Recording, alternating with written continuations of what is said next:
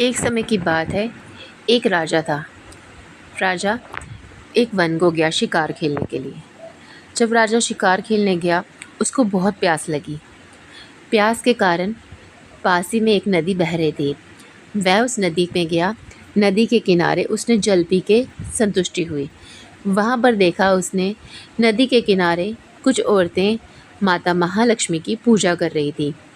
पूजा करने के दौरान औरतों ने देखा कि ये हमें देख रहा है कोई। तो उन्होंने देखा ये आदमी हमें क्यों घूर रहा है, इस तरह से देख रहा है। तो उनको देखने के कारण उन्होंने उनको श्राप दे दिया कि तुम्हारी आंखें ही ना रहें, तुम्हारी दृष्टिहीन हो जा रहा। तो वो फिर राजा उन औरतों के पास गया। उन्होंने बोला, मेरे अपराध को क्षमा कर दो, मैं आपको नहीं देख रहा था, मैं इस पूजा के कर्तव्य को देख रहा था कि आप किस तरह से इसका निर्वहन कर रहे हो। आपने जो ये हाथों में धागे पहन रखे थे, ये मैं उनको ही देख रहा था। मैं एक राजा हूँ, तो मैं शिकार करने के लिए आया था। तो जब वहाँ नगर की औरतों ने जब ये बात सुनी, तो उन्होंने बोला कि हमसे तो बड़ा अपराध हो गया। फिर उन्होंने माता से प्रार्थना की कि हे माता, इसकी दिव्य दृष्टि फिर से इसे लौटा दो, ताकि इसकी आंखों की रोशनी फिर से आ सके। उन्होंने उस पर जल छिड़का, माता से प्रार्थना की और माता के धागे उसके हाथों में बांध दिए। माता की कृपा के कारण वह राजा फिर से दृष्टि जागृत हो गई और फिर देखने लगा। राजा फिर अपने घर को चला गया उनसे प्रसाद लेकर के। तो राजा घर आकर के अपनी रानी के पास आकर के वह आराम से बैठ गया। रानी ने देखा मेरे राजा को तो ये हाथ पीले धागों से बंधे हुए हैं। तो रानी ने सोचा कहीं किसी ने मेरे राजा को वश में तो नहीं कर लिया। तो रानी ने वह धागे राजा के हाथ से निकाल करके कचरे की टोकरी में डाल दिए।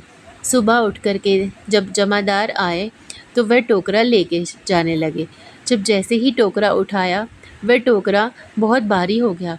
उन्होंने देखा कि ये टोकरा तो हमसे उठाया नहीं जा रहा। जब टोकरा खाली किया तो देखा उसमें तो कुछ ज़्यादा खास नहीं था, सिर्फ धागे थे पीले रंग के जो चमक रहे थे।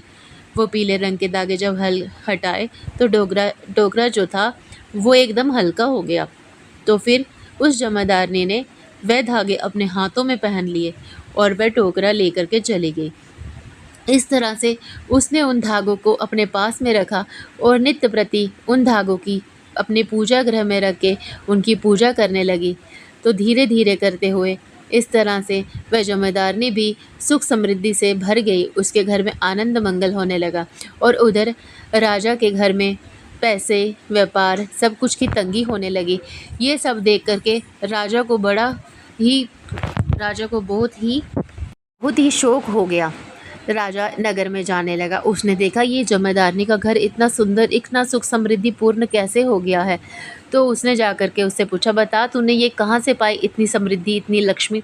तो उसने बोला, हे राजन, मैं तो आपके घर में कचरा उठाने गई थी। जब कचरे के दौरान मुझे वो धागे मिले तो मैंने उससे पूजा करना शुरू कर ली। इसी से माता महालक्ष्मी की कृपा से मेरे घर में धन सुख एवं समृद्धि प्राप्त हुई है। तो राजा ने बोला, ठीक है। राजा ने उसे छोड़ दिया। अपनी रानी के पास गया और उससे पूछने लगा कि मेरे हाथों में जो धागे बंधे हुए थे पिछली बार, तो तुमने कहाँ रखे। उसने बोला, वह धागे तो मैंने कचरे की टोकरी में फेंक दिए थे। तो उसने बोला, तुमने ये क्या किया। वो माता के धागे थे। फिर उन्होंने अगले वर्ष फिर से जैसे माता लक्ष्मी का पूजन आया तो राजा और रानी दोनों मिलके उस नगर में गए और वहाँ पर नदी के किनारे माता रानी की पूजा की और वह धागे बांधे। जिस प्रकार से धागे बांधे माता महालक्ष्मी की पूजा की, तो माता रानी ने उनके घर में फिर से धन सुख और वैभव समृद्धि सब कुछ दे दिया। इस प्रकार से जो कोई भी व्रत करता है माता महालक्ष्मी का, माता रानी उसे सुख समृद्धि ऐश्वर्य से परिपूर्ण करती है और उसे दुखों का नाश करती है। जिस घर में लक्ष्मी का वास होता है उसी घर में अन्न धन दूध पुत्र की वृद्धि होती है। जो भी इस कथा को, माता रानी की कथा को जो श्रवण करेगा, सुनेगा अथवा सुनाएगा, माता रानी उसके भंडार भरेगी। जय माता दी। कथा अंत में इसी प्रार्थना के साथ माता महालक्ष्मी हम सबके घर में अपना वास करे। कथा समाप्त।